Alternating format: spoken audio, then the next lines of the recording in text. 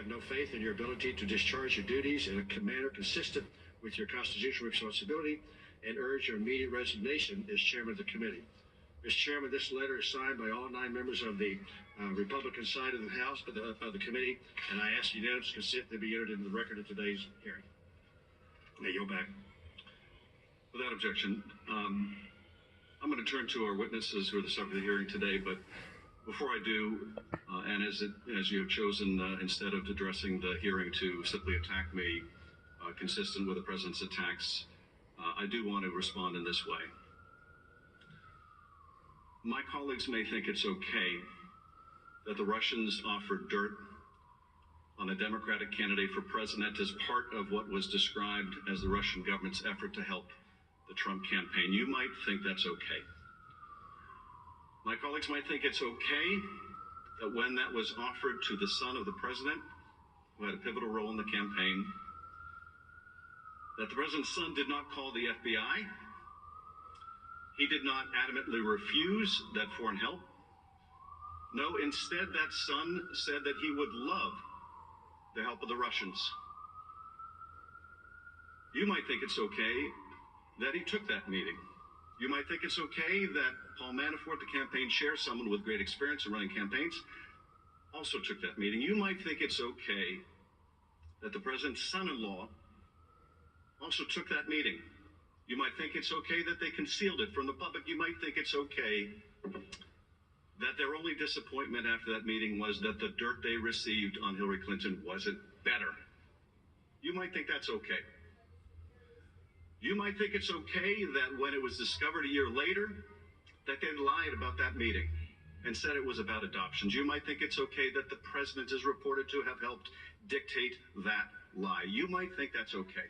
I don't. You might think it's okay that the campaign chairman of a presidential campaign would offer information about that campaign to a Russian oligarch in exchange for money or debt forgiveness. You might think that's okay. I don't.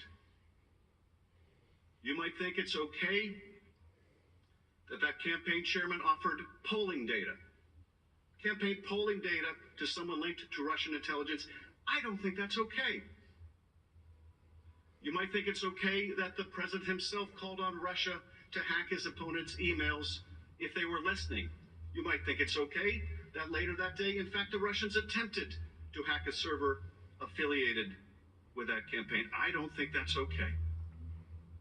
You might think that it's okay that the president's son-in-law sought to establish a secret back channel of communications with the Russians through a Russian diplomatic facility.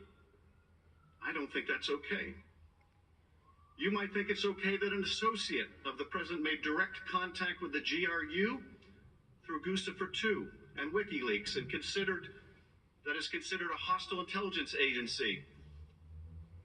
You might think that it's okay a senior campaign official was instructed to reach that associate and find out what that hostile intelligence agency had to say in terms of dirt on his opponent.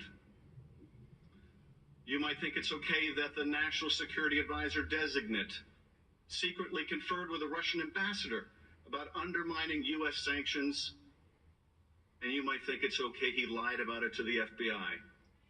You might say that's all okay. You might say that's just what you need to do to win. But I don't think it's okay. I think it's immoral. I think it's unethical.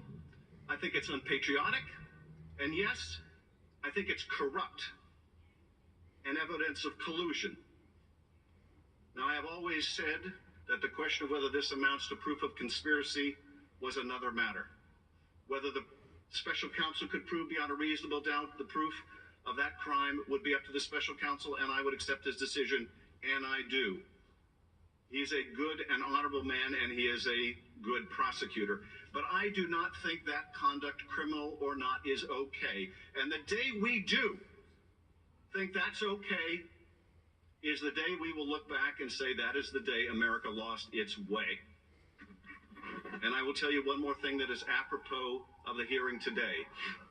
I don't think it's okay that during a presidential campaign, Mr. Trump sought the Kremlin's help to consummate a real estate deal in Moscow that would make him a fortune. According to the special counsel, hundreds of millions of dollars. I don't think it's okay that he concealed it from the public. I don't think it's okay that he advocated a new and more favorable policy towards the Russians, even as he was seeking the Russians' help, the Kremlin's help to make money. I don't think it's okay that his attorney lied to our committee. There's a different word for that than collusion, and it's called compromise. And that is the subject of our hearing today. Mr. Ambassador, you are recognized for your opening statement. I will not yield. Mr. Ambassador, you are... yield because you just made some things about all of us that I think we all should get the opportunity to respond to. You're going to say, we think you ought to allow us to speak of what we think. You can use your 5 minutes to speak. You attacked me in your opening statement, and I have not had an opportunity to respond at all, especially to your statements of what we think, because no one over here thinks that. No one over here... You cannot speak for us.